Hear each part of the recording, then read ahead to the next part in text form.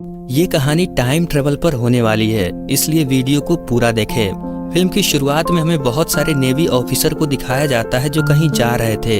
इस जहाज पर बच्चे से लेकर बूढ़े तक सभी तरह के लोग थे। वो जहाज जैसे ही कुछ दूर जाता है तभी एक जोरदार धमाका होता है जिसमें जहाज पर मौजूद 90% लोग मारे जाते हैं। इस केस की तहकीकात करने के लिए एजेंट डग नाम का एक आदमी आता है जो एक एटीएफ ऑफिसर है।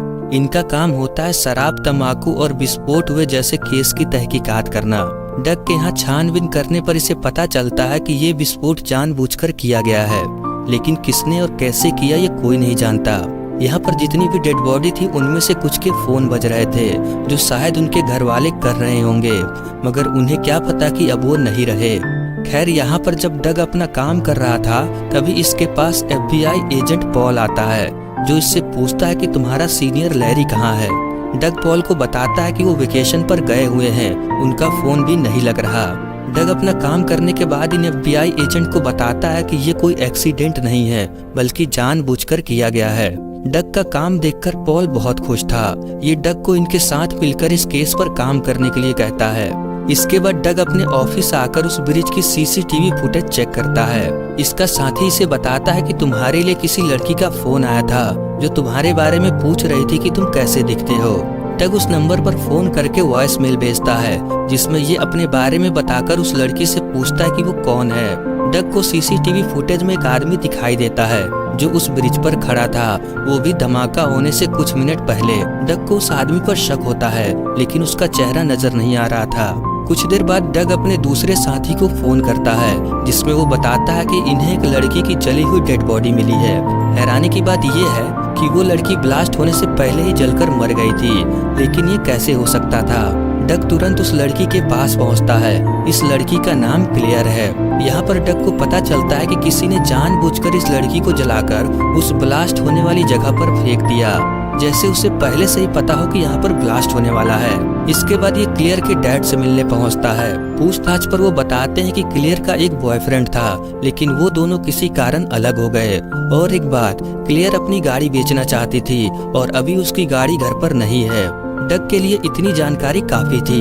ये इनसे क्लियर की घर की चाबी लेकर उसके घर पहुंचता है। यहाँ पर डग देखता है कि घर में खून के निशान थे और ऐसा लगता है कि किसी को चोट भी लगी थी जिसका इलाज भी किया गया था। फ्रिज पर यू कैन सेव हर लिखा था जिसका मतलब होता है तुम उसे बचा सकते हो। फिर डग क्लियर के फोन का वॉइस मेल सुनने लगता है जिसमें क्लियर के डैड और उसकी सहेली का मैसेज था। डग आखिरी मैसेज सुनकर हैरान हो जाता है क्योंकि वो मैसेज इसी का था। इसका मतलब जिस लड़की ने इसको फोन करके इसके बारे में पूछा था वो यही लड़की थी। अब डग परेशान होने लगता है कि आखिर क्लियर ने मरने से पहले इसको क्यों फोन किया था। खैर, ये सब तो हमें आगे पता चलेगा। इसके बाद डग FBI के पास आकर जो भी इसने पता लगाया था सब कुछ उन्हें बता देता है। जब वो यहाँ से जा रहा था तभी ये अपने पार्टनर लैरी की गाड़ी देखता है। इसे लगता है कि लैरी यहीं पर है। पूछने पर वो इसे बताते हैं कि ये उन लोगों की गाड़ी है जो उस जहाज पर मौजूद थे, यानी कि इसका पार्टनर लैरी भी इस धमाके में मारा गया। ये जानकर डग को बहुत दुख होता है। कुछ देर बाद एजेंट पॉल डग को अपने सीक्रेट जगह पर लेकर आता है। ये डग को बताते हैं कि इनके पास एक ऐसा डिवाइस है जिससे ये कहीं भी देख सकते हैं। इनका कनेक्शन सीधे सैटेलाइट से होकर आता है। इस प्रोग्राम का नाम स्नो वाइट है। डग बहुत हैरान था कि ऐसा कुछ भी FBI के पास होता है और ये बात इसे अब पता चल रही है। ये पॉल से कहता है कि आप लोग ये पुरानी वीडियो देखना बंद करो और सीधा उस दिन की वीडियो चलाओ जब धमाका हुआ था, जिस पर वो बताते हैं कि बस यही इस प्रोग्राम का वीक पॉइंट है। हम आज से 4 दिन पहले का ही वीडियो देख सकते हैं, वो भी एक बार। ना हम इसे पीछे कर सकते हैं और ना ही आगे, इसलिए हमें सिर्फ एक ही चांस मिलेगा उस बॉम्बर को पकड़ने का। इसलिए वो इन्हें बताया कि कहाँ देखना चाहिए। डग इन लोगों को क्लियर के घर को देखने को कहता है क्योंकि इसे पूरा यकीन था कि जिस आदमी ने क्लियर को जलाकर मारा है हो ना हो वही बॉम्बर है। इसके बाद ये लोग क्लियर की वीडियो देखने लगते हैं। इस टेक्नोलॉजी से घर के अंदर और दीवारों के आर पार भी देखा जा सकता था। ये लोग क्लियर की वीडियो देख ही रहे होते हैं कि तभी डग को इसके साथी ऑफिसर का फोन आता है जो इस वक्त क्लियर की घर की छानबीन कर रहा था।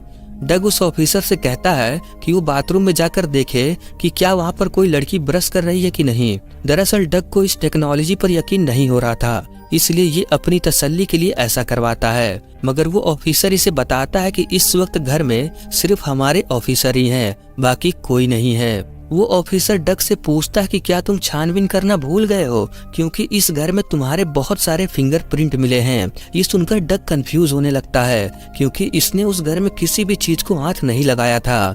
यहाँ तक फोन का वॉइस मेल सुनने के लिए भी इसने किसी चीज से फोन का बटन दबाया था। खैर कुछ देर बाद ये लोग देखते हैं कि क्लेयर किसी से गाड़ी बेचने के लिए बात कर रही है, और ये वही बॉम्बर है जो क्लेयर की गाड़ी चुराना चाहता है, ताकि ये उस गाड़ी में बॉम्ब रखकर उस शिप पर ले जाए, ताकि बाद में जब छानबीन हो तो वो बॉम्बर पकड़ा न जाए। अगले दिन जब ये लोग क्लेयर पर नजर रख रहे थे, तभी डग एक लेजर लाइट को स्क्रीन की तरफ करता है, और उस लाइट को क्लेयर भी नोटिस करती है, लेकिन तभी इनका सिस्टम बंद हो जाता है।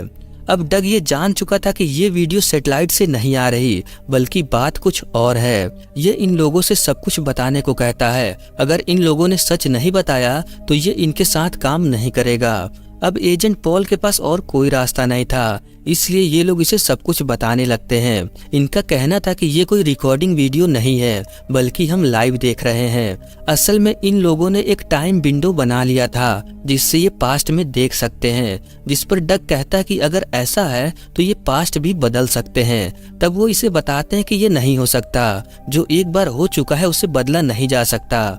फिर डग इन्हें समझाता है कि हाँ ये बिल्कुल हो सकता है, ये डग को पास्ट में भेज दे, ये वहाँ जाकर बॉम्ब ब्लास्ट होने से रोक सकता है, क्योंकि अब इन्हें पता है कि वो बॉम्बर कौन है और वो किस गाड़ी में बॉम्ब लाने वाला है।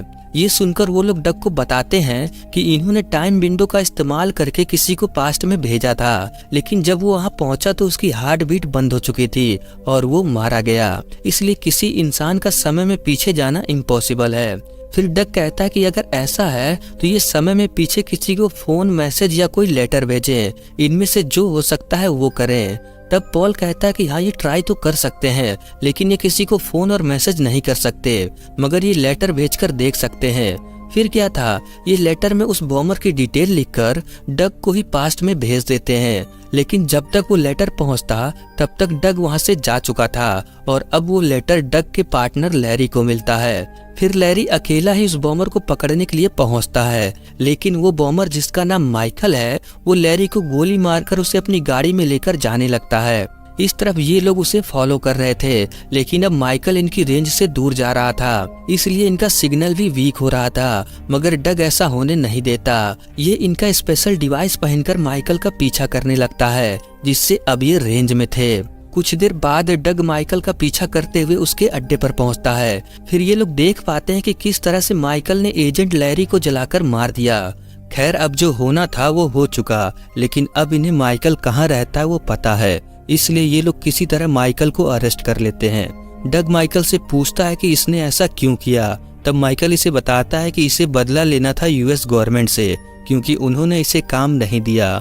दरअसल माइकल ने यूएस के हर डिपार्टमेंट में काम करने की कोशिश किया, जैसे आर्मी, नेवी और भी कई जगह, लेकिन हर जगह से इसको निकाल दिया गया, क्योंकि उन लोगों का कहना था कि इसका दिमागी संतुलन ठीक नहीं है, इसलिए उसने इतने सारे ऑफिसर को मारा और ये आगे भी ऐसा ही करेगा। ये सब सुनकर डग समझ जाता है कि इसकी दिमागी हालत सच में खराब है, और अगर ये बाहर रहा तो सबके लिए खतरा बन सकता है। खैर एफबीआई एजेंट डग की तारीफ करते हुए कहते हैं कि अब इसका काम खत्म हुआ, मगर डग कहता है कि अभी काम खत्म नहीं हुआ, इसे एक मौका दें ताकि ये उस बॉम्ब धमाके को होने से रोक सके। मगर ये करना इम्पॉसिबल था, इसलिए वो लोग इसे मना कर देते हैं। लेकिन डग हार नहीं मानता और ये उस जगह के एक ऑफिसर को फोन करके उससे मदद मांगता है, जिसका नाम एलेक्स है। एलेक्स उसकी बात मानकर जब सभी लोग चले जाते हैं तब उसे बुलाता है। एलेक्स डग को टाइम मशीन के पास लाकर इसको वार्निंग देता है कि ये करने में इसकी जान जा सकती है। तब डग इसे बताता है कि ये इसको हॉस्पिटल में भेजे ताकि वो लोग इसे बचा सके। एलेक्स बिल्कुल वैसा ही करता है। इसके बाद डग टाइम मशीन में जाकर टाइम ट्रेवल करके समय में आज से 4 दिन पहले एक हॉस्पिटल में पहुंचता है, जहां हॉस्पिटल में डॉक्टर किसी तरह इसको बचा लेते हैं। डग होश में आने के बाद सबसे पहले माइकल के अड्डे पर पहुंचता है, और आज वही दिन है जब माइकल ब्लास्ट करने वाला है। यहाँ पर माइकल ने क्लेयर को बंदी बनाकर रखा था।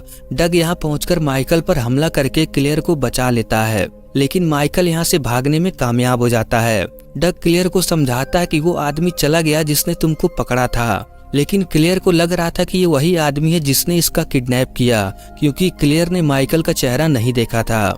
यहाँ पर डग को गोली लगी थी और क्लेयर भी घायल थी, इसलिए डग क्लेयर को इसी के घर लेकर आता है और फ्रिज पर लिखता है कि यू कैन सेव हर, फिर अपने जख्मों की पट्टी करने लगता है। तभी क्लेयर इसको गन पॉइंट पर लेकर कहती है कि ये पुलिस बुला रही है, क्योंकि इसे लगता है कि इसी ने इसका किडनैप किया था।